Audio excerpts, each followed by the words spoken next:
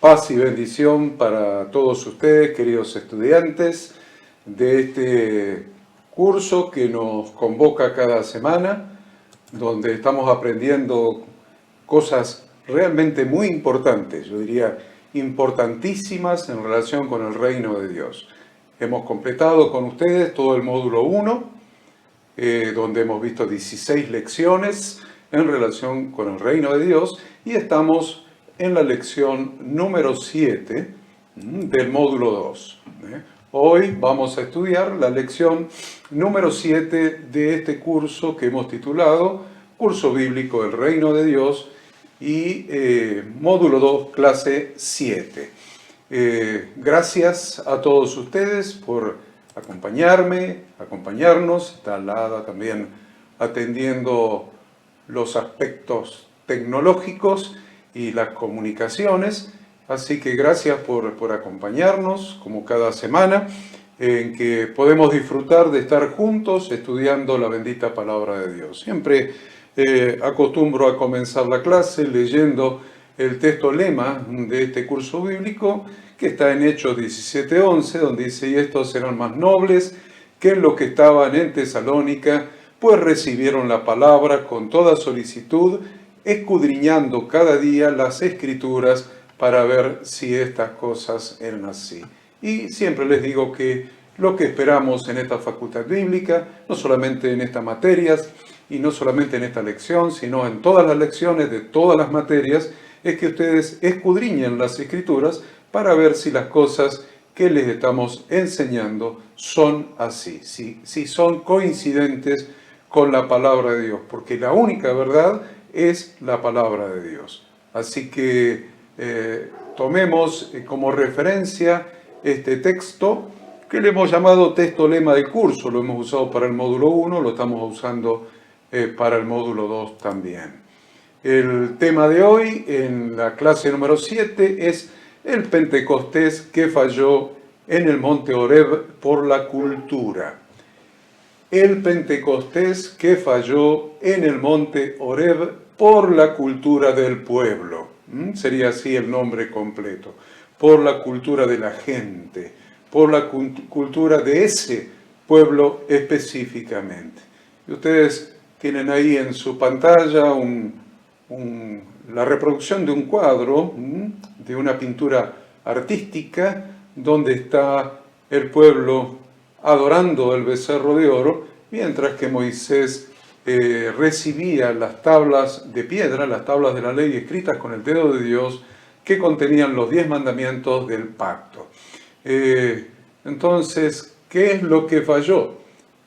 ¿Qué es lo que falló en ese primer Pentecostés? Porque ese día, ese momento fue el primer Pentecostés. Fue 50 días después de que salieron los israelitas de Egipto y llegaron al pie del monte Horeb y allí recibieron el pacto de Dios. Luego Moisés subió al monte para estar 40 días con Dios allí y recibir las tablas de la ley. Cuando bajó se encontró con esta escena, por supuesto para Moisés muy desagradable.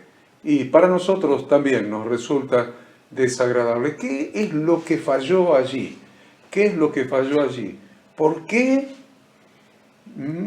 falló este momento tan especial donde Dios hace un pacto con ellos y les dice que si ellos cumplen el pacto, su parte del pacto, obedecen las instrucciones de Dios, serían para Dios un especial tesoro, un reino de sacerdotes y gente santa? Y con todo eso falló ese Pentecostés.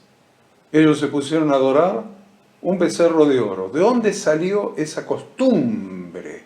Ya les estoy dando una pista, esa costumbre. Por eso hablo de cultura, porque lo que ellos habían visto fue muy sorprendente. Realmente fue muy, muy sorprendente.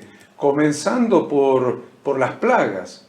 ¿Se acuerdan de las plagas que Yahweh Dios envió a los egipcios? Y ellos ahí en Gosén no fueron afectados por ninguna de las plagas que Dios envió a los egipcios.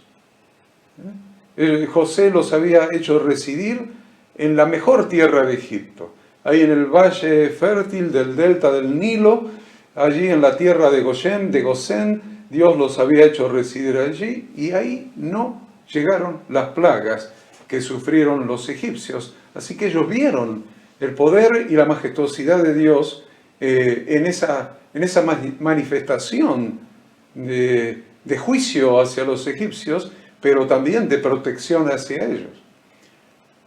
Otra de las cosas que habían visto era la muerte de los primogénitos, de toda persona y de todo animal que azotó a Egipto. A ellos no los afectó en lo más mínimo, pues los protegió la sangre del cordero con la que pintaron los 2 postes y el dintel de las puertas de sus casas. ¿Vieron eso?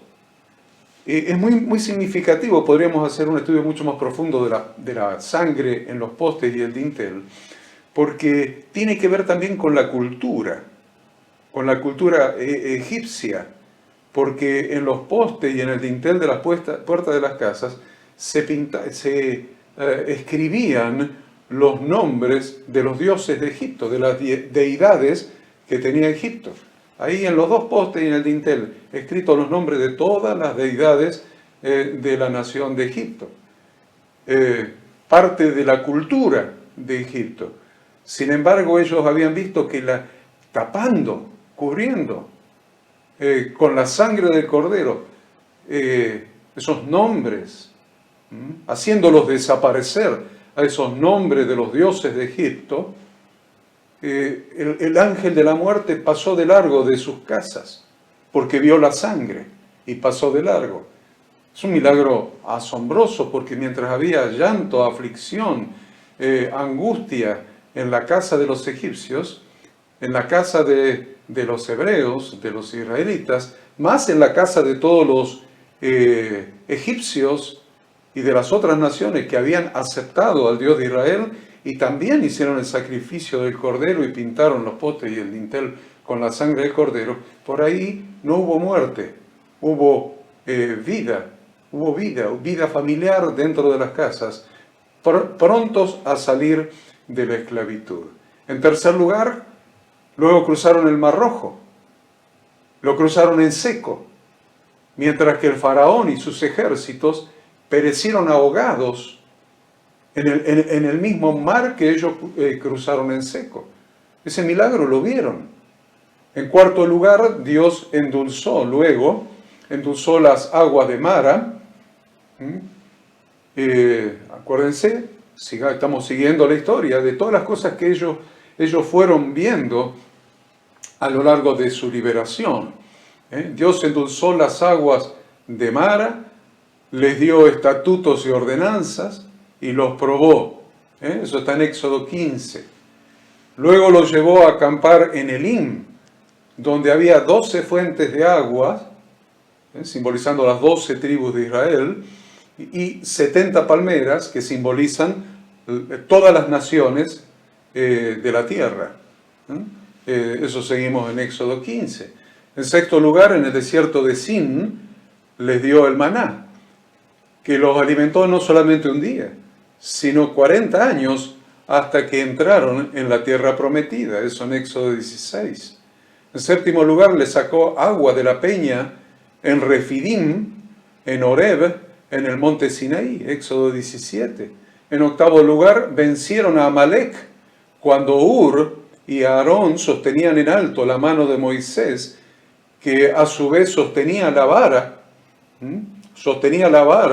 de Dios, la vara de la autoridad de Dios, y alternativamente le iban sosteniendo una y la otra mano cuando pasaba la vara de la autoridad de Dios a una y a la otra mano. Eso también lo tienen en Éxodo capítulo 17. Mire, ya vieron, con todas estas cosas que hemos mencionado hasta acá, imagínense cuál es la razón por la cual ellos adoraron al becerro de oro. Eso es lo que yo quiero que ustedes vayan pensando a medida que avanzamos con el desarrollo de los milagros maravillosos, asombrosos, que ellos habían recibido de parte de Yahweh Dios.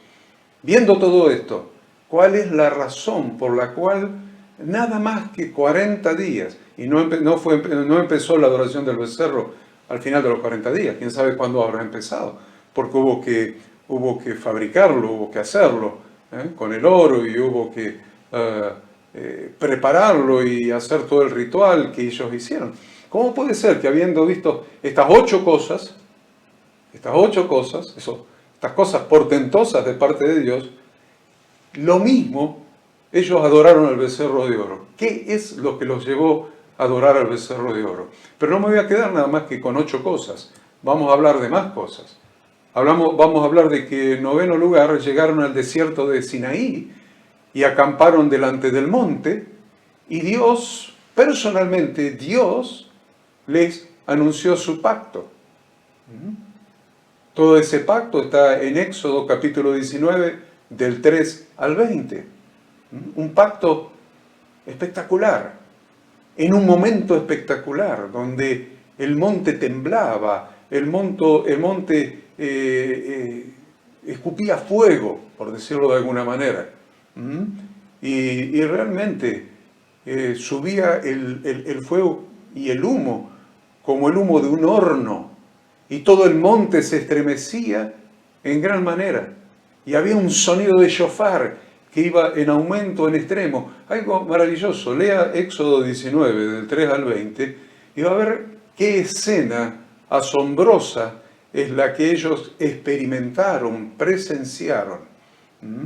Y en ese momento, con toda esa manifestación del poder y la majestuosidad de Yahweh, Dios les dice, en ese mismo capítulo 19, les dice: y vosotros visteis lo que hice a los egipcios, y cómo os tomé sobre ala de águilas, y os he traído a mí. Ahora pues, si diereis oído a mi voz, y guardareis mi pacto, ahí está haciendo el pacto, vosotros seréis mi especial tesoro sobre todos los pueblos, porque mía es toda la tierra, y vosotros me seréis un reino de sacerdotes y gente santa.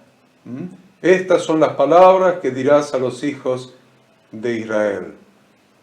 Y ellos no solamente recibieron estas palabras, sino que respondieron a estas palabras, asumieron su parte del pacto. Entonces vino Moisés y llamó a los ancianos del pueblo y expuso en presencia de ellos todas estas palabras que Yahweh les había mandado. Y todo el pueblo, es muy interesante que no dice que alguno no lo hizo. Todo el pueblo respondió a una. ¿Qué es lo que respondió el pueblo? Todo lo que Yahweh ha dicho, haremos. Todo lo que Yahweh ha dicho, haremos. Y Moisés refirió las palabras del pueblo. Es muy importante, refirió las palabras del pueblo a Yahweh. Y se estableció el pacto, se roció al pueblo con aceite, el altar y al pueblo, con la sangre de animales inocentes. Siempre el pacto se sella con sangre de animales inocentes. Entonces se roció el altar y al pueblo como señal, la sangre que es señal del pacto. Acuérdense que Yahshua dijo: esta es la sangre de la renovación del pacto, su propia sangre. Siempre, tanto el pacto como la renovación del pacto, se selló con sangre.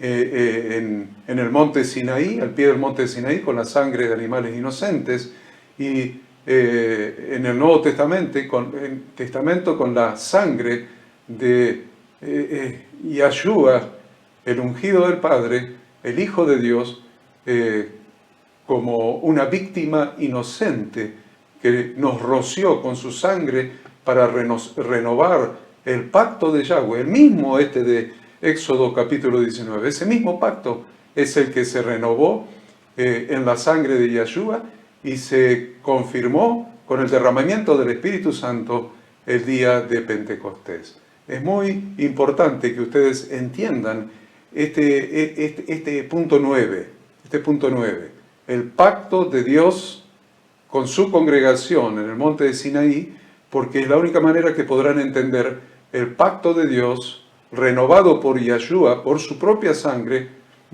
por su propio sacrificio como Cordero de Dios que quita el pecado del mundo, por Él mismo entrando en el lugar santísimo en el cielo, delante de la presencia de su Padre, de Yahweh, y rociando su propia sangre en su condición de sacerdote, según el orden de Melquisedec, rociando 7 veces su propia sangre sobre el propiciatorio, en el trono de Dios en el cielo.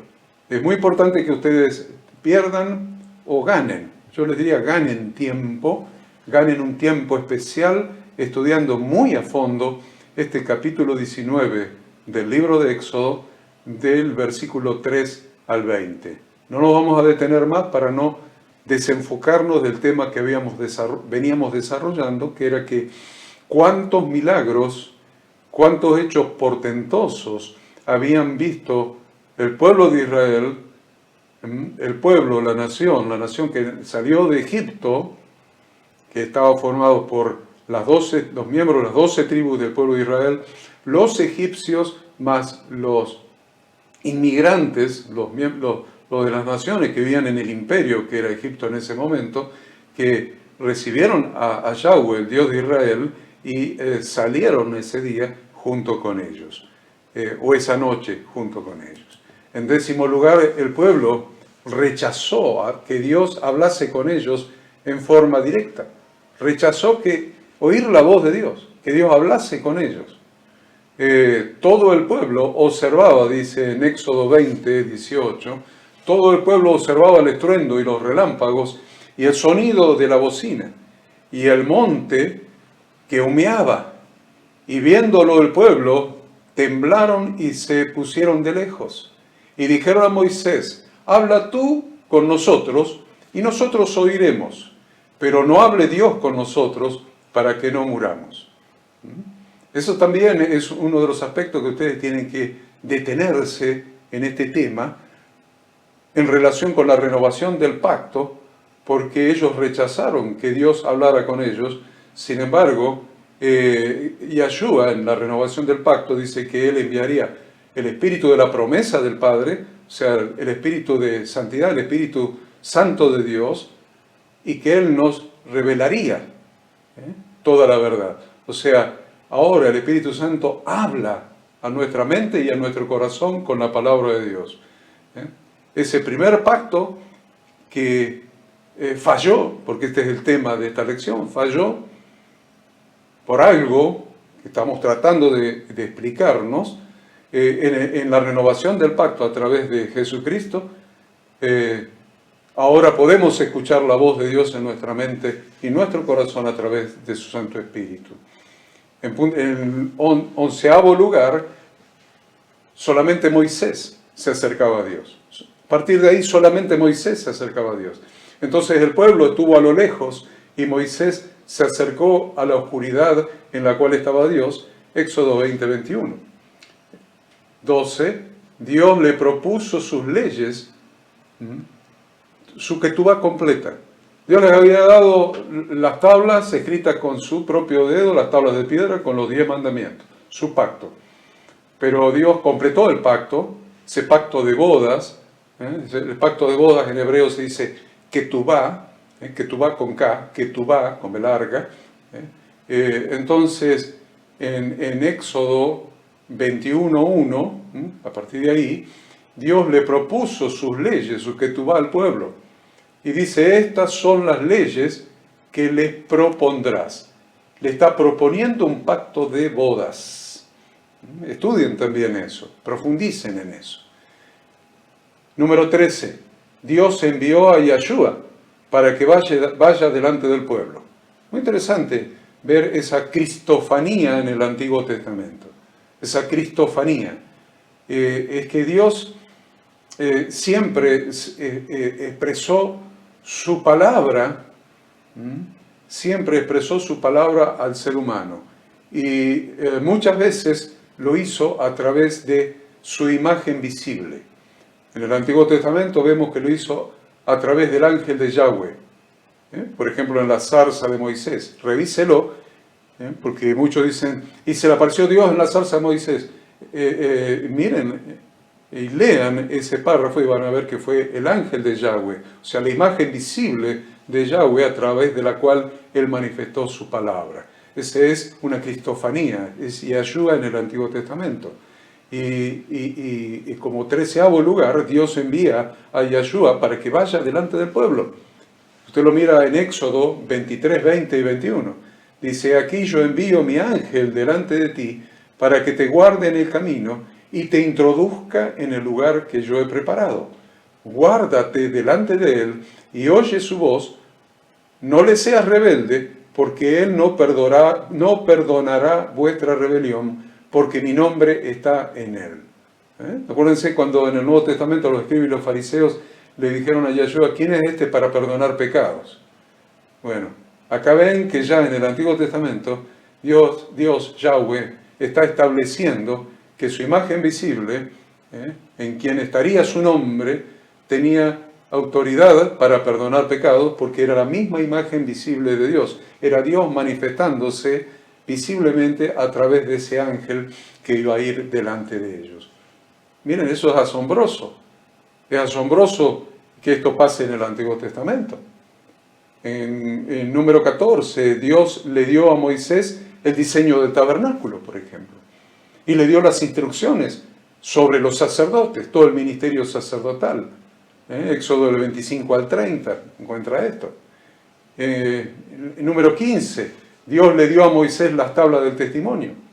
Éxodo 31, 18 dice, y dio a Moisés, cuando acabó de hablar con él en el monte Sinaí, 2 tablas del testimonio, tablas de piedras, escritas con el dedo de Dios. ¿Qué les parece? Después de haber visto, ahora sí, estas 15 cosas, hay más, pero vamos a parar acá. Después de que todo el pueblo, más los gentiles que salieron con ellos, vieron todos estos milagros, todos hechos portentosos de parte de Dios, hechos que expresaban su amor por ese pueblo, su plan con ese pueblo, su propósito eterno con ese pueblo, después de haber visto todo eso, ¿qué hizo que fallara? Que ese primer Pentecostés fallara. Que ellos rechazaran que Dios hablara con ellos, que ellos rechazaran el pacto, que ellos adoraran al becerro de oro, que ellos se rebelaran vez tras vez y hablaran en contra del ungido de Yahweh, en este caso Moisés. ¿Qué es lo que hizo? ¿Qué había en la mente? Yo les diría en la cabeza, decimos habitualmente, en la cabeza de esas personas. Por eso Dios les llama duros de cerviz, cabezas duras. ¿Qué había en la cabeza de esas personas? ¿Qué había en la mente, en el corazón de esas personas, que los hizo rechazar todas estas evidencias y proceder de una manera inadecuada? Inadecuada. Una manera que los perdió a todos, porque ninguno de ellos entró en la tierra de Egipto. Estuvieron dando vueltas 40 años por el desierto y ninguno de ellos entró a poseer la tierra que Dios les había dado por heredad. ¿Qué es lo que pasó? Y esto tiene que ver con la cultura. Esto tiene que ver con la cultura. Hablaba ayer con mi hijo Horacito, que es el que vive en Buenos Aires, y hablábamos de por qué el concilio de Jerusalén del año 50, a la gran cantidad de gentiles que se estaban convirtiendo a Dios, y es la frase que usa la Biblia, que se habían convertido a Dios, la gran cantidad de gentiles que se estaban convirtiendo a Dios, la carta que le pareció bien al Espíritu Santo y a ellos enviarle a las iglesias formadas por estas personas que venían de las naciones, estos gentiles, En esa carta les habla nada más que de 4 cosas. Que se abstengan de la idolatría, de fornicación, de ahogado y de sangre. Y después les pone punto aparte, los saluda, pasadla bien. Entonces, la pregunta es, ¿cómo es que no les dijeron guarden el Shabbat, las fiestas, las leyes alimentarias, etcétera, etcétera, adoren, entren en el tabernáculo y entren, buscan la manera de entrar en el lugar santo para servir como sacerdotes y a través de Yahshua, con él, junto con él, pueden llegar a entrar en el lugar santísimo para adorar en la misma presencia de Yahweh, cara a cara, o sea, espíritu a espíritu. Y más, y más, y más. Nada de eso le dijeron. Nada de eso le dijeron. Es para un estudio que voy a preparar próximamente. ¿Por qué? ¿Por qué nada de eso le dijeron? Y nosotros a veces lo que hacemos es, alguien recibe a Cristo en su corazón, recibe el perdón de todos sus pecados, pasa por la puerta, entra al camino, y ahí nomás le tiramos toda la Torah encima, todo el peso de la Torah encima. Somos como los fariseos y los escribas de la época de Yahshua. Ahí nomás le tiramos toda la carga, todo el peso de la Torah. Y realmente en las Sagradas Escrituras Dios tiene un corazón de Padre. Tiene un corazón de Padre. Es un corazón que contempla la situación, contempla las circunstancias, contempla de dónde viene y cómo viene la persona. Entonces hay un orden y hay una progresión, hay una maduración, y hay obviamente pecados que la Torá nos enseña, que principalmente en la Torá del Nuevo Testamento nos enseña que esos pecados hay que dejarlos inmediatamente porque ellos no entrarán en el reino de los cielos. Obviamente, si no entrarán con esos pecados, lo que hacen tales pecados en el reino de los cielos, esos son pecados groseros que hay que dejarlos inmediatamente. Pero hay todo un proceso posterior que nosotros muchas veces, por el legalismo que se nos ha metido en las iglesias, el legalismo que se nos ha metido en la cabeza, estamos presionando a la gente para que nazcan santos, nazcan maduros, nazcan crecidos, nazcan con todo el conocimiento y todas las prácticas que tal vez a nosotros nos llevaron 10, 20, 30 años, 40, en mi caso más de 40 años implementar porque no los conocía, sencillamente. Sencillamente porque no los conocía. Entonces, chicos, queridos alumnos, queridos pastores, líderes, servidores, tengamos cuidado con el legalismo, tengamos cuidado con la falta de compasión, tengamos cuidado con que se nos meta el peor elemento que hace fracasar a los pastores y líderes. El peor elemento que hace fracasar a los pastores y líderes es que les falta corazón de padres. Les falta corazón de padre. Y piense esto, y les pido a ustedes que son pastores y líderes, agarren la Biblia y un papel y un lápiz y armen un estudio, que es tener corazón de padre. Porque Yahweh, nuestro Dios, tiene corazón de padre. Por eso nosotros somos salvos. Si no, nos hubiéramos perdido por el camino 1.000.000 de veces. Y el pueblo de Israel se hubiera perdido en el camino.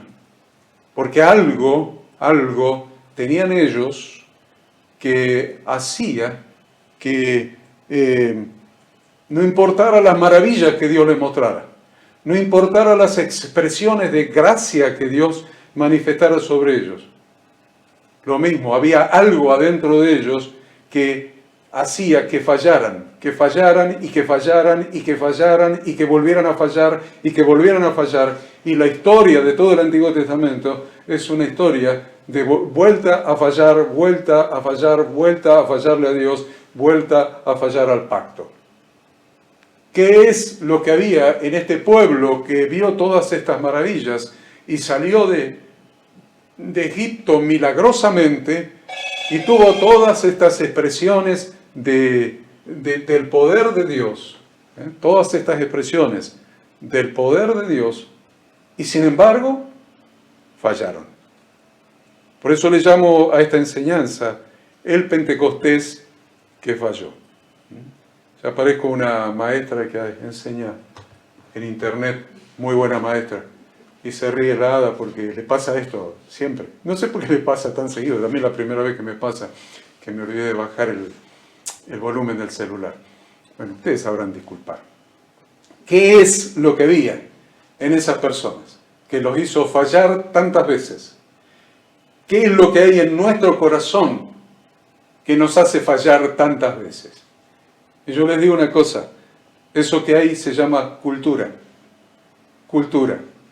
Hay una cultura incorporada en nuestra mente, en nuestro corazón, en nuestros hábitos, en nuestras costumbres. Hay una cultura incorporada. Y eso es lo que ha hecho fallar al pueblo de Israel y eso es lo que muchas veces nos ha hecho fallar a nosotros. Eso que se llama cultura.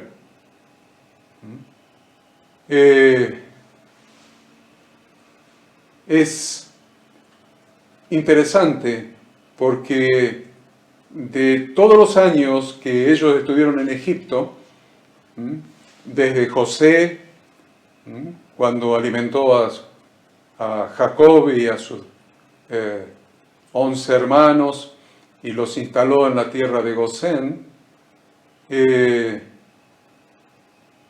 ellos no fueron esclavos durante todos los años.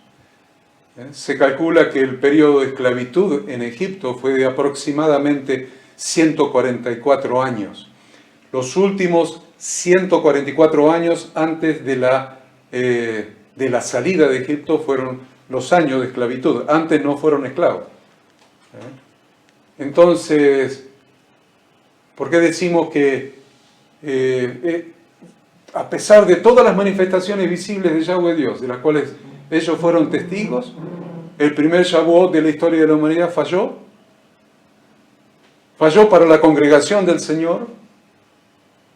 Y les acabo de decir, debido a la cultura que el pueblo había incorporado luego de 430 años de vivir en tierra ajena, entre gente pagana, y a pesar de que no todos esos años fueron de esclavitud, como les acabo de decir, que se calculan 144 años, pero arraigaron esos años en sus mentes y corazones la cultura de los pueblos sin instrucción de Dios, sin Torah.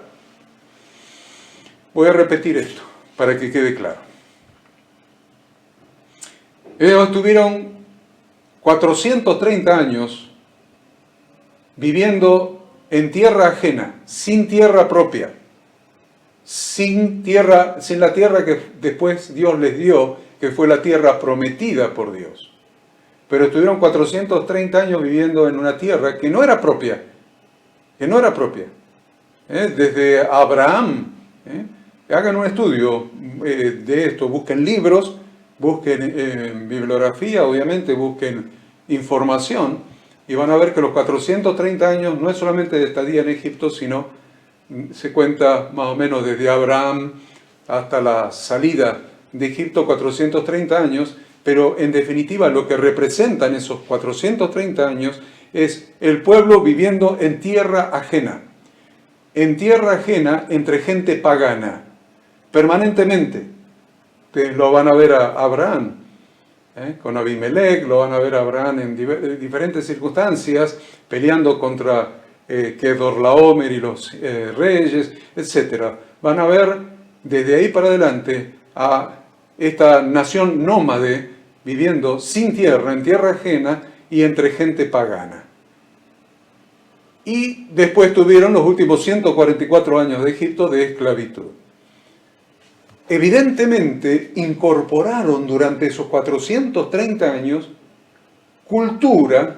la cultura de gente sin Torah, de gente pagana, de Goyim, naciones fuera del pacto, naciones sin instrucción de Dios, naciones sin Torah.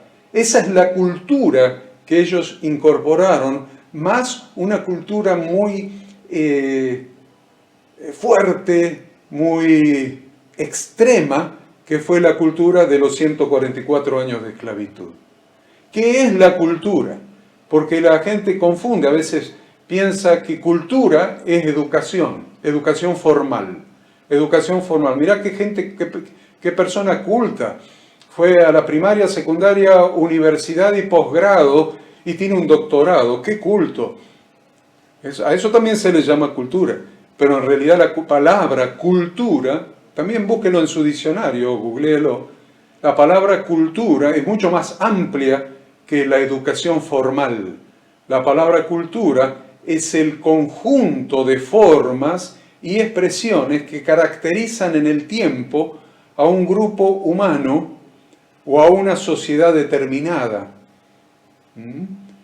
Conjunto de formas y expresiones que caracterizan en el tiempo a un grupo humano o a una sociedad determinada. Vamos a un grupo humano, hay cultura de una empresa, la cultura de la administración pública, la cultura de, por ejemplo, una municipalidad, la cultura de una empresa, la cultura de una institución, de un club, la cultura de un pueblo, la cultura de una ciudad, la cultura de una provincia, la cultura de una nación. Grupos humanos tienen formas y expresiones en el tiempo que caracterizan a ese grupo humano. El conjunto de formas y expresiones incluye las costumbres, incluye las creencias, incluye las prácticas comunes, las reglas, las normas, los códigos, la vestimenta, la religión, los rituales y maneras de ser que predominan en el común de la gente que integra el grupo o sociedad. ¿Vieron? Cuando a veces algunos pueblos se visten de una manera especial y decimos, bueno, esa vestimenta es la vestimenta de su cultura. Pero no solamente la vestimenta, les repito, por favor, les repito, no solamente la vestimenta, costumbres, creencias, prácticas comunes, reglas, normas, códigos, vestimenta, religión, rituales, maneras de ser, que predominan en el común de la gente que integra ese grupo o sociedad. Muy importante que entendamos entonces qué significa realmente cultura. Miren, de acuerdo con la Declaración Universal sobre la Diversidad Cultural de la UNESCO, la Declaración Universal sobre la Diversidad Cultural de la UNESCO, dice así: la cultura debe ser considerada como el conjunto de los rasgos distintivos espirituales y materiales, intelectuales y afectivos que caracterizan a una sociedad o a un grupo social y que abarca, además de las artes y las letras, los modos de vida, las maneras de vivir juntos, los sistemas de valores, las tradiciones y las creencias. Esto es lo que dice la UNESCO. Entonces vemos que el pueblo de Israel estaba acostumbrado fundamentalmente a 5 cosas que había incorporado a su cultura a partir de los pueblos paganos entre los cuales había vivido desde el llamamiento de Abraham en adelante. 5 cosas. Y vamos a estudiar estas 5 cosas. Y yo les pido que las anoten, porque la vamos a repetir vez tras vez, porque la vamos a estudiar en qué cosas estaban acostumbrados ellos cuando vivían entre los pueblos paganos, desde Abraham hasta la salida de Egipto. ¿Qué pasó con esas 5 cosas en el monte Horeb cuando recibieron el pacto? ¿Qué pasó con esas 5 cosas en el huerto de Edén con Adán y Eva? ¿Qué pasa con nosotros con esas 5 cosas? O sea que a partir de este momento de la lección vamos a enfocarnos en esas 5 cosas de la cultura. La primera cosa a la que ellos estaban acostumbrados era a la idolatría. La primera cosa a la que estaban acostumbrados era a la idolatría. En primer lugar, Dios les había dicho: entonces el pueblo estuvo a lo lejos y Moisés se acercó a la oscuridad en la cual estaba Dios. Y Jehová dijo a Moisés: así dirás a los hijos de Israel: vosotros habéis visto que he hablado desde el cielo con vosotros. No hagáis conmigo dioses de plata, ni dioses de oro os haréis. ¿Cómo puede ser? Éxodo 22. ¿Cómo puede ser que Dios les haya dicho eso, exactamente eso? No hagáis conmigo dioses de plata, ni dioses de oro os haréis. ¿Y por qué ellos hicieron un becerro de oro? Cuando estaba especificado hasta en los metales. Dios había sido tan específica la instrucción de Yahweh Dios, que hasta los metales les había mencionado. No hagáis conmigo dioses de plata ni dioses de oro haréis. En segundo lugar, como ve, ellos habían confirmado. Ellos habían dicho sí. Eso es en Éxodo 20. Miren en Éxodo 24. Ellos habían dicho sí, vamos a obedecer, vamos a observar, vamos a cumplir nuestra parte del pacto. Ellos habían confirmado su parte del pacto, su ketubá, su pacto de bodas con Dios. Éxodo 24:3. Y Moisés vino y contó al pueblo todas las palabras de Yahweh y todas las leyes. Todas, son todas, las palabras de Yahweh y todas las leyes. Y todo el pueblo respondió a una voz y dijo: haremos todas las palabras que Yahweh ha dicho. En tercer lugar, ellos incumplieron su parte del pacto. Un poco más adelante, a Éxodo 32:1, vamos a ver. Viendo al pueblo que Moisés tardaba en descender del monte, se acercaron entonces a Aarón y le dijeron: levántate, haznos dioses que vayan delante de nosotros, porque a este Moisés, el varón que nos sacó de la tierra de Egipto, no sabemos qué le haya acontecido. Entonces, ¿cuál era su actitud frente a la idolatría? Y ahí lo tienen. Dios les prohibió dioses de plata y de oro. Ellos prometieron cumplir su parte del pacto, obedecer las instrucciones de Dios, y terminan yendo a Aarón a pedirle que les haga un becerro de oro. Esa fue su actitud. ¿De dónde salió esa actitud? Piénselo. En segundo lugar, dijimos cinco cosas, ¿no? En segundo lugar, ¿cuál era su actitud frente a las abominaciones de las naciones paganas? Frente a las abominaciones de las naciones paganas. Ya hemos aprendido, creo que fue en la lección anterior, que en la Biblia se denomina abominaciones a hacer lo contrario a lo que indican las instrucciones de Dios. En la Biblia se llama abominaciones específicamente a hacer lo contrario de lo que indican las instrucciones, los mandamientos, las leyes, las ordenanzas, los estatutos, los preceptos de Dios. Lo contrario a las instrucciones de Dios. Leemos entonces en Ezequiel 11, del 18 al 21. Y volverán allá y quitarán de ella todas sus idolatrías y todas sus abominaciones. ¿Ven? Ahí está. Y les daré un corazón y un espíritu nuevo, pondré dentro de ellos, y quitaré el corazón de piedra de en medio de su carne, y les daré un corazón de carne, para que anden en mis ordenanzas, y guarden mis decretos y los cumplan, y me sean por pueblo, y yo les sea a ellos por Dios. Mas a aquellos cuyo corazón anda tras el deseo de sus idolatrías y de sus abominaciones, yo traigo su camino sobre sus propias cabezas, dice Yahweh el Señor. ¿Cuál fue la actitud que tenían ellos frente a tener al valor que ellos le daban a la palabra de Dios? ¿Qué actitud tenían frente al valor que le daban a la palabra de Dios? Obviamente la tenían en poco. Dice Éxodo 32, 15 y 16. Y volvió Moisés y descendió del monte, trayendo en sus manos las dos tablas del testimonio, las tablas escritas por ambos lados, de uno y otro lado estaban escritas, y las tablas eran obra de Dios, y la escritura era escritura de Dios grabada sobre las tablas. Miren qué claro que es esta descripción en cuanto a tener la plena seguridad que lo que estaba escrito en esas tablas era obra de Dios. Por eso a veces es incomprensible que se incumplan los primeros mandamientos de los 10 de esas tablas. Los primeros, quiero decir, del 1 al 4. Del 1 al 4. Estudien, por favor, los mandamientos del 1 al 4 y vean si lo están cumpliendo a esos, principalmente. Digo principalmente porque son los que más se violan, pero debemos cumplir los 10 mandamientos. Yo quiero leer de vuelta esto porque me impacta. Éxodo 32, 15 y 16.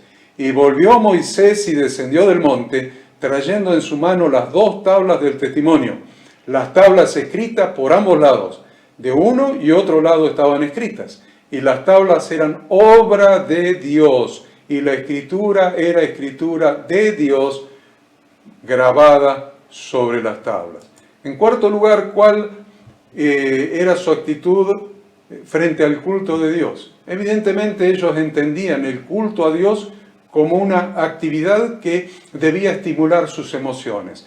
Yo no sé cómo habrán sido los cultos en la tierra de Egipto. Con toda seguridad, todos los cultos paganos son cultos que estimulan las emociones de las personas. Todos los cultos paganos, todos los rituales paganos estimulan las emociones de las personas. Por eso ellos entendían así el culto a Dios. Éxodo 32, 19 lo confirma. Dice, y aconteció que cuando él llegó al campamento y vio el becerro y las danzas, con danzas, ardió la ira de Moisés y arrojó las tablas de sus manos y las quebró al pie del monte. Y en quinto lugar, yo le dije que anoten los 5 temas, ¿cuál era la actitud frente a la autoridad? La actitud de ellos frente a la autoridad. Evidentemente estaban acostumbrados a la rebelión contra la autoridad, probablemente por la esclavitud. Esto probablemente lo hayan incorporado de sus 144 años de esclavitud, que es más de una generación. Éxodo 32, 33. Y Yahweh respondió a Moisés, al que pecare contra mí, a este raeré yo de mi libro. O sea, la rebelión contra la autoridad de Dios no es poca cosa. La consecuencia es que Yahweh lo está diciendo, lo raeré yo de mi libro. Será borrado del libro de la vida. Y usted dice, ¿pero eso existe todavía? Obviamente que sí. Por eso hay tanta Biblia que habla de que la doctrina salvo siempre salvo ahora fue creada por alguien que tenía miedo, uno que sería muy pecador, muy concupiscente y tenía miedo de perderse, entonces armó una doctrina para asegurarse la salvación, salvo siempre salvo. Pero muchas veces la Escritura habla de que Dios raerá el nombre de algunas personas del libro de la vida. Y Dios, acá Yahweh, en el Antiguo Testamento, y si usted lo busca en el Nuevo Testamento, lo va a ver a Yahshua, borrando, ahí en el mensaje a las 7 iglesias de Apocalipsis, borrando el nombre del libro de la vida. Pero bueno, acá hemos completado cuál era la actitud de esta nación de esclavos frente a estas cosas. Entonces, quiero que veamos esto. En el primer Shavuot,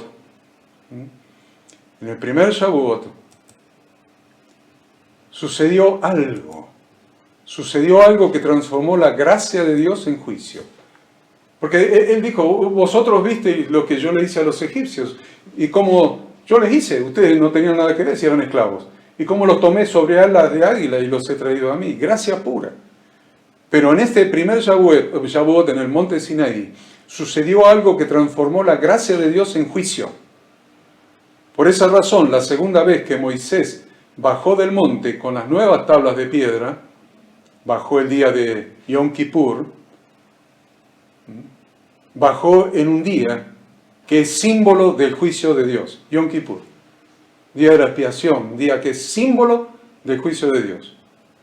Transformó la gracia de Dios en juicio, lo que ellos hicieron. Eso que sucedió fue la manifestación de por lo menos las 5 manifestaciones culturales que acabamos de mencionar. 5 manifestaciones culturales. Esto provocó el justo castigo de Yahweh Dios. y la pérdida del sacerdocio de todos y cada uno de los miembros de la congregación del Señor. Porque todos habían sido llamados a ser sacerdotes. Haré de ustedes un reino de sacerdotes y gente santa, era parte del pacto. Pero Éxodo 32, 28 nos dice, y los hijos de Leví lo hicieron conforme al dicho de Moisés, y cayeron del pueblo en aquel día como 3.000 hombres. Perdieron el sacerdocio, perdieron el servicio a Dios. Toda la nación de Israel quedó en una sola tribu, que es la tribu de Leví, y específicamente dentro de la tribu de Leví, en una familia que fue la familia de Aarón.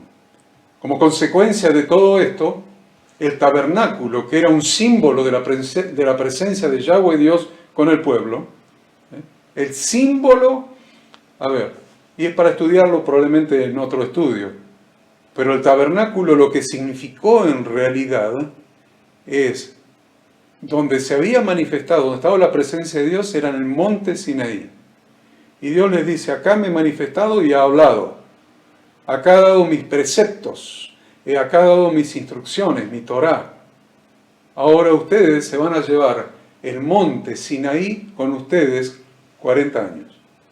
Se van a llevar el monte Sinaí, que simboliza la presencia de Dios, se la van a llevar con ustedes. Es muy, muy profundo esto, no me voy a meter en explicar este tema.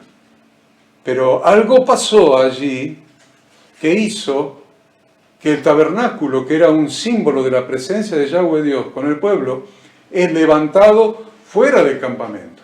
Éxodo 33, 7 dice, y Moisés tomó el tabernáculo y lo levantó lejos, fuera del campamento, y lo llamó tabernáculo de reunión.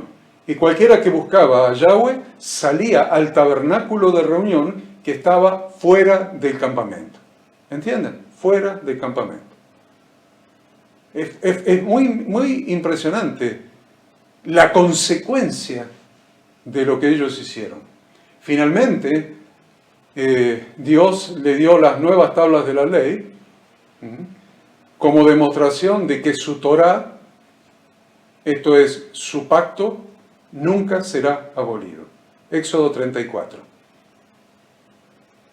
Es muy importante que entendamos las profundidades, las sutilezas que yo les estoy sembrando.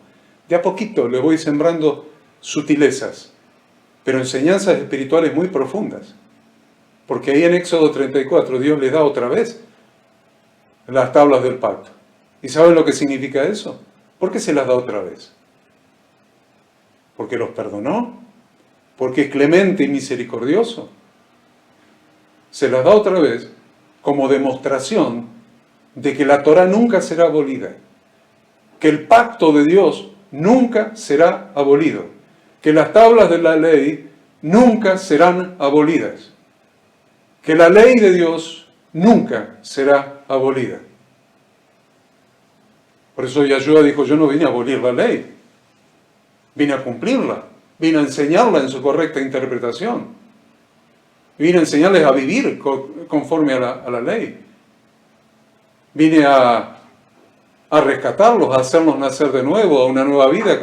Y les voy a enviar el Espíritu de Yahweh, el Espíritu de mi Padre, para que escriba la Torá de Dios en su mente y en su corazón, para que puedan vivirla. Porque la Torá de Dios es eterna, nunca puede ser abolida. Sin embargo, el primer Shavuot falló. Y ya están entendiendo por qué falló. Falló debido a la cultura que el pueblo había incorporado. Se lo repito, falló debido a la cultura que el pueblo había incorporado luego de 430 años de vivir como extranjeros en tierra ajena. Aunque no todos esos años fueron en Egipto ni en esclavitud, sin embargo vivieron rodeados de culturas sin Torá. Ese primer Shavuot sucedió algo en ese primer Shavuot que transformó la gracia de Dios en juicio, les acabo de decir. Por esa razón, la segunda vez que Moisés bajó del monte con las nuevas tablas de piedra, les acabo de decir, bajó en Yom Kippur, simbolizando el juicio de Dios por el pecado y la necesidad de expiación. Esto es lo que les estoy agregando ahora. Les estoy agregando cosas muy profundas, enseñanzas muy profundas. ¿Por qué bajó en Yom Kippur? Porque es símbolo del juicio de Dios por el pecado y la necesidad de expiación. La diferencia entre el primer Pentecostés en el monte Sinaí y el Pentecostés del año 30 de la era común se dio básicamente en esos mismos 5 aspectos, pero ahora con una nueva cultura a la que podemos llamar la cultura del reino de Dios. Está la nueva cultura. La cultura del reino de Dios, que Yahshua, el ungido del Padre, les había enseñado durante más de 4 años de ministerio. Él les enseñó esa cultura. Mire qué interesante verlo de esta manera, que Yahshua, durante esos más de 4 años de enseñanza, les enseñó la cultura del reino de Dios. En primer lugar, en relación con la idolatría. Yahshua les había dicho, Marcos 12:28, acercándose uno de los escribas que les había oído disputar y sabía que les había respondido bien, le preguntó, ¿cuál es el primer mandamiento de todos? Y Yahshua le respondió, el primer mandamiento de todos es Shema Israel, Yahweh Eloheinu, Yahweh Echad. Oye Israel, el Señor nuestro Dios, el Señor uno es. La Escritura nos enseña que Yahshua dijo, yo les he venido a revelar tu nombre, yo les he revelado tu nombre, les he dado a conocer tu nombre. Así que con toda seguridad, esto es una mala traducción. La buena traducción sería, oye Israel, Yahweh nuestro Dios, Yahweh uno es. Y amarás al Señor tu Dios con todo tu corazón, y con toda tu alma, y con toda tu mente, y con todas tus fuerzas. Este es el principal mandamiento. Es interesante las palabras de Yahshua en relación con la idolatría. ¿Qué les enseñó? En segundo lugar, ellos habían confirmado su parte del pacto que tú vas. Ellos, los discípulos, habían confirmado su parte del pacto, la que tú vas. Juan 6, 67 al 69. Dijo entonces Jesús a los 12, ¿queréis acaso iros también vosotros? Le respondió Simón Pedro, Señor, ¿a quién iremos? Tú tienes palabras de vida eterna, y nosotros hemos creído y conocemos que tú eres el Mesías, el Hijo del Dios viviente. Confirmaron su parte del pacto. En tercer lugar, ellos cumplieron. ¿Se acuerdan que los israelitas incumplieron? Pero los discípulos de Yahshua cumplieron su parte del pacto. Cumplieron. Dice en Hechos 1, 4 y 5. Y estando juntos les mandó que no se fueran de Jerusalén, sino que esperasen la promesa del Padre, la cual les dijo, oísteis de mí. Porque Juan ciertamente bautizó con agua, mas vosotros seréis bautizados con el Espíritu Santo dentro de no muchos días. Y Hechos 2:1, cuando llegó el día de Pentecostés, estaban todos unánimes juntos. No estaban adorando ningún becerro de oro, estaban esperando el cumplimiento de la promesa del Padre. En relación con las abominaciones de las naciones paganas, ¿qué pasa con las abominaciones de las naciones paganas? Mateo 5, 17 al 19, Yahshua dice, ¿no pensáis que he venido para abrogar la ley o los profetas? No he venido para abrogar, sino para cumplir. Porque de cierto os digo que hasta que pasen el cielo y la tierra, ni una jota ni una tilde pasará de la ley hasta que todo se haya cumplido. De manera que cualquiera que quebrante uno de estos mandamientos muy pequeños, y así enseña a los hombres, muy pequeño será llamado en el reino de los cielos, mas cualquiera que los haga y los enseñe, este será llamado grande en el reino de los cielos. En relación con qué valor darle a la palabra de Dios. Juan 15:3 dice, ya vosotros estáis limpios por la palabra que os he hablado. Miren el valor de la palabra. Miren el valor del lavacro en el tabernáculo. Ya vosotros estáis limpios por la palabra que os he hablado. En relación con no entender el culto a Dios como una actividad que estimulaba sus emociones carnales, sino como un estímulo al verdadero denuedo. Ellos entendieron, los que tienen la cultura del reino de Dios entendieron que el culto a Dios no es una actividad que estimula las emociones carnales, sino que la cultura del reino de Dios establece que el culto a Dios es un estímulo al verdadero denuedo. Hechos 4:31. Cuando hubieron orado, el lugar en que estaban congregados tembló, y todos fueron llenos del Espíritu Santo, y hablaban con denuedo la palabra de Dios. En cuanto a la rebelión contra la autoridad, respondiendo Pedro y los apóstoles dijeron: es necesario obedecer a Dios antes que a los hombres. Miren la diferencia entre el primer Pentecostés y este Pentecostés del año 30 de la era común. Miren la diferencia. A mí me impacta mucho. Espero que a ustedes les esté impactando, que no se les esté haciendo pesado o inentendible lo que les estoy enseñando, porque es muy importante. Les estoy enseñando muchos secretos, muchas cosas importantes. Y así como en el primer Pentecostés que falló, murieron 3.000 personas sacrificadas, matadas por los levitas, en este Pentecostés, con la cultura del reino de Dios, ese derramamiento del Espíritu Santo en la mente y en el corazón de las personas para escribir la Torá de Dios, provocó la salvación inmediata de 3.000 personas para demostrar el paralelismo opuesto con el primer Pentecostés, en que murieron 3.000 hombres. En el primer Pentecostés, Éxodo 32:28, y los hijos de Leví lo hicieron conforme al dicho de Moisés, y cayeron del pueblo en aquel día como 3.000 hombres. En el segundo Pentecostés, con la cultura del reino de Dios, Hechos 2:38 al 41, Pedro les dijo: hagan teshuvá y bautícese cada uno de vosotros en el nombre de Jesucristo para perdón de los pecados, y recibiréis el don del Espíritu Santo. Porque para vosotros es la promesa, y para vuestros hijos, y para todos los que están lejos, para cuantos el Señor nuestro Dios llamare.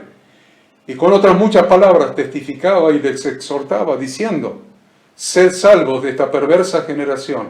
Así que los que recibieron sus palabras fueron bautizados, y se añadieron aquel día como 3.000 personas. Miren la diferencia de la cultura previa de 430 años viviendo en tierra ajena, en tierra de naciones paganas, incorporando la cultura de las naciones paganas, y esta cultura después de 4 años con Yeshua, donde recibieron la enseñanza de la cultura del reino de Dios. Vimos que los que integraban la congregación de Yahweh Dios del monte Sinaí tenían demasiado arraigada la cultura que los condicionó. Esto es, la idolatría y las abominaciones de los pueblos paganos, y en especial la idolatría y las abominaciones de Egipto. Teniendo en claro entonces nuevamente que idolatría es la adoración de todo aquello que ocupa el lugar que solamente le corresponde a Yahweh Dios. Y abominaciones es la denominación que se le daba a la desobediencia a las leyes. Lo voy a poner para que lo puedan leer. Donde dice allí en el primer párrafo: idolatría es la adoración de todo aquello que ocupa el lugar que solamente le corresponde a Yahweh Dios, y abominaciones era la denominación que se le daba a la desobediencia a las leyes, ordenanzas, decretos, estatutos, preceptos y mandamientos contenidos en la Torá de Dios, dados desde la creación del mundo. La Torá de Dios no fue dada solamente en el monte Sinaí. La Torá de Dios fue empezada a dar a Adán y Eva. Entonces la Torá de Dios se dio desde la creación del mundo hasta que se completó el canon de las Sagradas Escrituras. En cambio, lo que condicionó a la congregación del Pentecostés del año 30 fueron los más de 4 años de enseñanza de Jesucristo, de la Torá de su Padre, y la fe enseñada por Yahshua y practicada por él, o sea, Teshuvá y Emuná. Y en ese día el Espíritu Santo dio las leyes de Dios en su mente, las dio en sus corazones, tal como lo prometió el Padre, de acuerdo al cumplimiento de la promesa, tanto en Ezequiel como en Jeremías, y la promesa que ratificó Yahshua. Entonces, por eso dice allí en Jeremías, ¿no es cierto? Este es el pacto que haré con la casa de Israel. Daré mi ley en su mente y la escribiré en su corazón y seré a ellos por Dios y ellos me serán por pueblo. Y aquí tenemos el cumplimiento de Jeremías 31-33. Entonces, yo lo que quiero que veamos brevemente es la contracultura del monte Horeb. Así le he llamado a este título. Contracultura del monte Horeb. El monte Horeb significaba la cultura de Dios.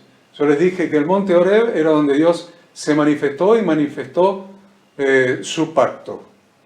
Luego ellos construyeron el tabernáculo según el modelo que Dios había instruido a Moisés y llevaron el monte Horeb con ellos durante los 40 años de desierto, hasta que Salomón construye el templo. Entonces, el monte Horeb significaba la cultura de Dios, lisa y llanamente. El monte Horeb es el monte Sinaí. Significaba la cultura de Dios, que era una contracultura para ellos que no pudieron entender. Era una contracultura para ellos que no pudieron entender ni la pudieron incorporar. Hasta el día de hoy, el diablo continúa utilizando la cultura que él ha impuesto en este mundo para engañar a los seres humanos. Y esto es muy importante que lo tengan en cuenta. El diablo ha creado una cultura, con todo lo que eso signifique, en el mundo para engañar a los seres humanos. Las características del engaño del diablo, utilizadas con Adán y Eva en el huerto de Edén, siguen siendo las mismas hasta el día de hoy. Génesis 3, 4 y 5 dice: entonces la serpiente dijo a la mujer: no moriréis, sino que sabe Dios que el día que comáis de él, o sea, del fruto, la ciencia del bien y del mal, serán abiertos vuestros ojos y seréis como Dios, sabiendo el bien y el mal. Entonces, los 5 aspectos de la cultura que hablábamos antes, los 5 aspectos, se lo voy a poner grande para que lo podamos leer. Con relación a la idolatría, ¿cuál es la cultura que el diablo intenta imponer en relación con la idolatría? En este caso se trata de la egolatría, en el engaño a Adán y Eva. Seréis como dioses, la egolatría. Ustedes no necesitan a Dios, porque ustedes mismos pueden ser sus propios dioses. Les dice, y seréis como dioses. Segundo lugar, en relación con las abominaciones. Ya hemos aprendido que abominación es hacer lo contrario a lo que indican las instrucciones de Dios. Entonces, ¿qué les dice Satanás? Ustedes no necesitan las instrucciones de Dios, porque pueden discernir perfectamente qué es bueno y qué es malo para ustedes, sabiendo el bien y el mal, les dice. Sabiendo el bien y el mal. En tercer lugar, en relación con tener en poco el valor de la palabra de Dios. Lo que dice Dios no es tan así. Dios había dicho, moriréis cuando coman de ese fruto, y el diablo le dice, no moriréis. En cuarto lugar, la cultura del diablo de este mundo, que dice en relación con entender el culto a Dios como una actividad que estimula sus emociones. Y sin duda que fue mucho más estimulante de las emociones la propuesta de Satanás. Y en quinto lugar, a la rebelión contra la autoridad. Le dice el diablo a Eva, Dios tiene miedo de perder su dominio sobre el ser humano. ¿Qué les dice? Sino que sabe Dios que el día que comáis de él, serán abiertos vuestros ojos. Dios tiene miedo a que se le abran los ojos a ustedes y perder el dominio sobre ustedes. Ahí tienen, miren, los 5 puntos de la cultura. Ya hemos estudiado entonces la cultura de Egipto, la cultura incorporada de las naciones paganas, no solamente de Egipto, la cultura de las naciones paganas. Hemos estudiado la cultura del reino, enseñada por Yahshua, y acá estamos viendo la cultura que desde el principio hasta hoy sigue utilizando Satanás, la cultura del mundo que utiliza Satanás para engañar a las personas. Entonces, a partir de estas 5 afirmaciones satánicas, el ser humano ha creado su propia cultura a partir del engaño de Satanás. A partir del engaño de Satanás, el ser humano ha creado su propia cultura, independizado totalmente de Dios, es decir, sin tener en cuenta los principios que estableció el Creador para el buen funcionamiento de las personas. El ser humano, sobre el engaño original de Satanás sobre Adán y Eva, ha construido y sigue construyendo su propia cultura. Pero Dios siempre dejó un modelo visible de su propia cultura, siempre, a lo largo de toda la historia de la humanidad, dejó un modelo visible de su propia cultura para el ser humano. Por eso Dios siempre buscó dar una muestra de su propia cultura a través de algún grupo de seres humanos a quienes enseñó sus principios. Por ejemplo, a través de Noé y su familia, por ejemplo, a través de Abraham y su familia, por ejemplo, a través de Moisés y el pueblo de Israel, a través de Yahshua y la iglesia, que es su propia familia. Siempre Dios dejó modelos de su cultura para que el ser humano no pudiera decir que ignora la cultura de Dios, la contracultura de Dios, lo que llamamos en este estudio la cultura del monte Horeb. Y Yahshua vino a proclamar que la contracultura de Dios no ha variado ni lo hará. No se moderniza, no se actualiza, no se ayorna. Jesús vino a declarar eso, que la contracultura de Dios no ha variado ni lo hará. Él vino proclamando que ha llegado el tiempo de entrar en la contracultura de Dios. Es lo que proclamó. Ha llegado el tiempo de entrar en la contracultura de Dios. Cuando dijo en Mateo 4:17, desde entonces Yahshua comenzó a predicar y a decir, arrepentíos porque el reino de los cielos se ha acercado. La contracultura del reino de Dios se ha acercado y tienen la posibilidad de entrar. Esta ha sido la gran oportunidad para que el ser humano renunciara a continuar siendo su propio Dios y aceptar el gobierno de Dios sobre su vida, incorporando los principios de su contracultura. En los capítulos 5, 6 y 7 del Evangelio según San Mateo, Yahshua enseña el Sermón del Monte, demostrándonos que Dios conserva su contracultura intacta y que aceptar sus principios, los principios de vida que Dios ha establecido, es la única manera de ser feliz. Eso es lo que enseña Yahshua en el Sermón del Monte. No solamente feliz, él dice muy feliz, porque bienaventurado significa plenamente feliz. Comienza las bienaventuranzas, y comienza el Sermón del Monte, comienza el Sermón del Monte con las bienaventuranzas. Bienaventurado, bienaventurado, bienaventurado. Así comienza el Sermón del Monte. Y continúa con la sal de la tierra, la luz del mundo, la ley, la ira, el adulterio, el divorcio, los juramentos, el amor hacia los enemigos, la limosna, la oración, el ayuno, tesoros en el cielo, la lámpara del cuerpo, Dios y las riquezas, el afán y la ansiedad, el juzgar a los demás, la oración, la regla de oro, la puerta estrecha, por su fruto los conoceréis, hacer la voluntad de Dios, los 2 cimientos. ¿Qué les parece? ¿Hay cultura? ¿Hay cultura del reino de Dios allí, en el Sermón del Monte? ¿Hay cultura?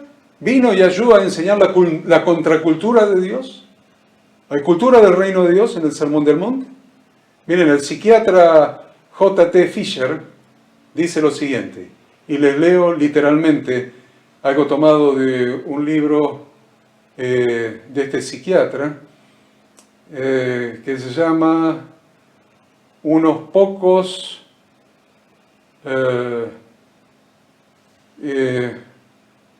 temas perdidos. Filadelfia del 1951 es. A ver, se los voy a leer literalmente. Si tomaras la suma total, dice así el psiquiatra psiquiatra, no psicólogo, psiquiatra, médico y psicólogo. Si tomas la suma total de todos los artículos autorizados que hayan escrito los más calificados psicólogos y psiquiatras sobre el tema de la salud mental, si los combinaras y refinaras y le sacaras el exceso de verbalismo, si le sacaras toda la sustancia y desecharas los adornos, y si estas partes de puro conocimiento científico no adulterado fueran expresadas concisamente por el más capaz de todos los poetas vivientes, tendrías una desproporcionada e incompleta suma del Sermón del Monte. Al comparar esa suma con las palabras de Jesús, la primera, esa recopilación, saldría grandemente perjudicada. Durante casi 2000 años, el mundo cristiano ha tenido en sus manos la solución completa para todos sus intranquilos e infructíferos anhelos. Aquí se presenta el plano para una vida humana exitosa, llena de optimismo, llena de salud mental y llena de contentamiento. Miren la contracultura del reino de los cielos. Es impresionante. Literalmente es impresionante. Así que quiero decirle que Dios nos retorna a su cultura a través de Jesucristo. Dios nos retorna a su cultura a través de Jesucristo. Dice allí en 2 Corintios 5, 17 al 21. De modo que si alguno está en Cristo, nueva criatura es. Las cosas viejas pasaron y aquí todas son hechas nuevas. Y todo esto proviene de Dios, quien nos reconcilió consigo mismo por Cristo y nos dio el ministerio de la reconciliación, que Dios estaba en Cristo reconciliando consigo al mundo, no tomándoles en cuenta a los hombres sus pecados, y nos encargó Él a nosotros la palabra de la reconciliación. Así que somos embajadores en nombre de Cristo, como si Dios rogase por medio de nosotros, os rogamos en nombre de Cristo, reconciliados con Dios. Al que no conoció pecado, por nosotros lo hizo pecado, para que nosotros fuésemos hechos justicia de Dios en Él. Hay normas y principios que rigen el sistema satánico que rige este mundo. Ya sea el sistema político, ya sea el sistema social, ya sea el sistema económico, ya sea el sistema religioso, que han cambiado las normas, principios y valores establecidos por Dios. Pero nosotros representamos la contracultura cristiana, es decir, representamos una cultura que se opone a la cultura de este mundo. Nuestra cultura es el estilo de vida del reino de Dios, que surge de la Biblia, tanto para la familia como para el trabajo, para las relaciones humanas, para la relación con Dios, para todo. ¿Cuál es nuestra cultura? El mundo no puede vencer a Dios, y si estamos en Él, la cultura del mundo tampoco nos puede vencer a nosotros. Tengamos en cuenta eso. ¿Cuál es nuestra cultura? La cultura del reino de Dios no puede ser vencida por el mundo. 1 Juan 5, 4 y 5 dice, porque todo lo que es nacido de Dios vence al mundo. Y esta es la victoria que ha vencido al mundo, nuestra fe. ¿Quién es el que vence al mundo? Sino el que cree que Yeshua es el Hijo de Dios. La victoria que ha vencido a la cultura del mundo es nuestra fe.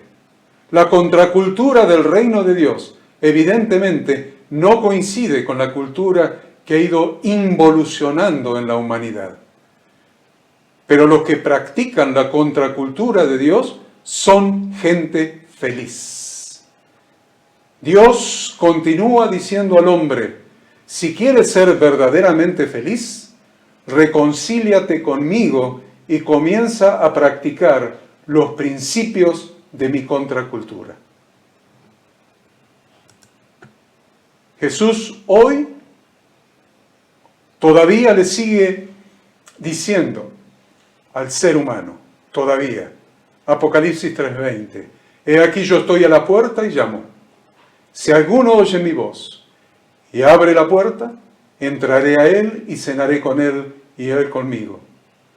Nuevamente para cada ser humano, incluyendo, presten atención, incluyendo los miembros de las iglesias, porque el texto que acabamos de leer de Apocalipsis 3:20 está dirigido a una de las 7 iglesias del Apocalipsis, a la iglesia de la Odisea. Entonces, nuevamente a cada ser humano se presenta una opción. O abro la puerta de mi corazón o la dejo cerrada para Dios. ¿Continúo con la cultura de una sociedad perdida y desorientada o acepto la contracultura de Dios? ¿Qué es, en definitiva, el monte Horeb para cada uno de nosotros? ¿Qué es? El monte Sinaí, el monte Horeb para cada uno de nosotros. Les voy a mencionar 3 casos, brevemente, porque se me agota el tiempo. Pero los 3 siguientes casos que sucedieron en el monte Horeb, estos 3 sucedieron ahí en el monte Horeb, en el monte Sinaí. La contracultura de Dios significó en los 3 casos marcar un propósito para la vida de las personas, un propósito que trascendiera sus circunstancias y que trascendiera sus estados de ánimos. El primero es el lugar donde Elías vio y escuchó a Yahweh Dios, el monte Horeb. El lugar donde Elías vio y escuchó a Yahweh Dios y fue sanado de su depresión y escuchó el silbo apacible y delicado de la voz de Dios que le dijo que aún había cosas que tenía que hacer para el Señor. Mire qué significante. Escuchó, vio y escuchó. Fue sanado de su depresión. Fue sanado. Y escuchó el silbo apacible y delicado de la voz de Dios que le dijo que aún había cosas que tenía que hacer para el Señor. Primera Reyes 19:8 al 13. Se levantó pues y comió y bebió Elías. Y fortalecido con aquella comida, caminó 40 días y 40 noches hasta Horeb, el monte de Dios. Y allí se metió en una cueva, donde pasó la noche. Y vino a él la palabra de Yahweh, el cual le dijo, ¿qué haces aquí, Elías? Él respondió, he sentido un vivo celo por Yahweh Dios de los ejércitos, porque los hijos de Israel han dejado tu pacto, han derribado tus altares y han matado a espada a tus profetas, y solo yo he quedado y me buscan para quitarme la vida. Y le dijo, sal fuera y ponte en el monte delante de Yahweh. Y aquí Yahweh que pasaba, y un grande y poderoso viento que rompía los montes y quebraba las peñas delante de Yahweh. Pero Yahweh no estaba en el viento. Y tras el viento un terremoto, pero Yahweh no estaba en el terremoto. Y tras el terremoto un fuego, pero Yahweh no estaba en el fuego. Y tras el fuego un silbo apacible y delicado. Y cuando lo oyó Elías, cubrió su rostro con su manto y salió, y se puso a la puerta de la cueva. Y aquí vino a él una voz, diciendo, ¿qué haces aquí, Elías? Dios quiera, Yahweh nuestro Dios, por la obra de Yeshua en la cruz, y por el obrar del Espíritu Santo en tu mente y en tu corazón, Dios quiera que hoy escuches el silbo suave y apacible de la voz de Dios, que te dice que aún hay cosas que tienes que hacer para el reino de Dios. Que aún hay cosas que tienes que hacer para predicar el Evangelio de la contracultura de Dios al mundo. El segundo lugar que vamos a mencionar del monte Horeb fue el lugar donde Dios llamó a Moisés. Fue el lugar donde Dios llamó a Moisés. Éxodo 3, 1 y 2. Apacentando Moisés las ovejas de Jetro su suegro, sacerdote de Madián, llevó las ovejas a través del desierto y llegó hasta Horeb, monte de Dios. y se le apareció el ángel de Yahweh en una llama de fuego en medio de una zarza. Y él miró y vio que la zarza ardía en fuego y la zarza no se consumía. Que esa zarza donde se te ha manifestado el ángel de Yahweh, Yahshua el Mesías, Yahshua, Jesucristo, Jesús de Nazaret, nuestro Redentor, esa zarza ardiente donde se te ha manifestado nuestro Redentor, Yahshua el Mesías, no deje de arder en tu corazón, porque Dios te llama desde esa zarza. En tercer lugar, fue el lugar donde Dios nos ha dado su Espíritu, mediante el cual nos ha dado su Torá en nuestra mente y ha escrito su Torá en nuestro corazón, confirmándolo en el Santo Templo de Jerusalén, en el Pentecostés, en Shavuot del año 30. Ese es el mismo monte, es el monte Horeb. Allí donde estaba erigido el templo, donde se derramó el Ruach, el Espíritu Santo de Dios, sobre los creyentes que hablaban con denuedo y testificaban la palabra de Dios. Escudriñemos las Escrituras. Escudriñemos las Escrituras para incorporar cada día más la cultura del monte Horeb a nuestras vidas. Esa cultura de Dios es su Torá. Desde la primera hoja de Génesis hasta la última hoja de Apocalipsis. Las instrucciones de Dios para que nuestra vida dé en el blanco. Las instrucciones de Dios. Yo los invito con la lección de hoy a que escudriñemos las Escrituras. Les he dado muchos secretos hoy, muchas cosas de teología muy profunda, que espero no se le hayan pasado desapercibidas. Y los invito a escudriñar las Escrituras para incorporar cada día más su mente, en su corazón, la cultura del monte Horeb a nuestras vidas. Esa cultura del monte Horeb es la cultura de Dios, es la cultura del reino de Dios, y esa cultura del reino de Dios es la Torá de Dios. Les recordamos que para aprobar este módulo, por supuesto deben mandar el trabajo práctico, tal como se instruye en su material de estudio, y mandarlo tal como se instruye, no cambien nada. Como está la instrucción ahí en su material de estudio, manden el trabajo práctico de la lección de hoy, la lección número 7, y con eso van a aprobar, y cumpliendo con las asistencias a las clases y los trabajos prácticos, se entregará un diploma de aprobación del curso. Los alumnos que pierdan una clase, por supuesto, podrán verla grabada on demand en la misma página de la Facultad Bíblica. No se olviden, por favor, de mandar su trabajo práctico. Yo les doy las gracias, muchas gracias por haber compartido con nosotros esta clase. Los esperamos la próxima semana para continuar aprendiendo juntos. Dios los bendiga, Dios los guarde, Dios haga resplandecer su rostro sobre cada uno de ustedes y tenga de ustedes misericordia.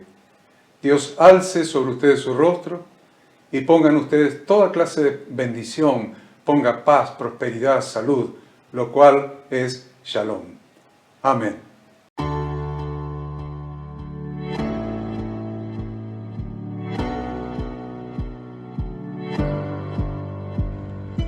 Queremos que tú también conozcas esta herramienta que durante los últimos 18 años ha sido útil para las iglesias de todo el mundo de habla hispana, capacitando cientos de siervos de Dios.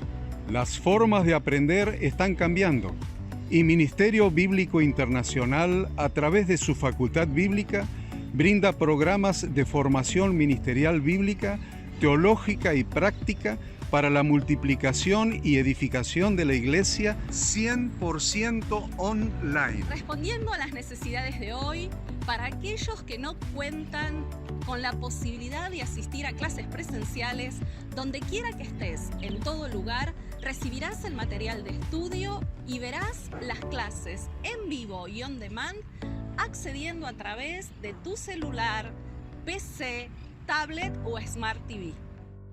Recibe tu capacitación en las siguientes carreras: diplomado en teología para maestros de grupos de evangelismo y discipulado, licenciatura en teología pastoral, diplomado en teología y práctica ministerial para pastores, líderes y servidores. Súmate a los pastores que han organizado un grupo de estudio tutorial a distancia en la congregación con estudiantes locales y de las otras iglesias de la zona. Esta es tu oportunidad como seguidor de Cristo para comenzar tus estudios y completar tus exámenes desde la comodidad de tu hogar y en los horarios que tengas disponibles. Súmate al liderazgo de este tiempo y adquiere las habilidades, herramientas y valores necesarios para impactar el mundo con la palabra de Dios y transformar la vida de aquellos que creen al Evangelio. Para más información, ingresá a facultadbiblica.com.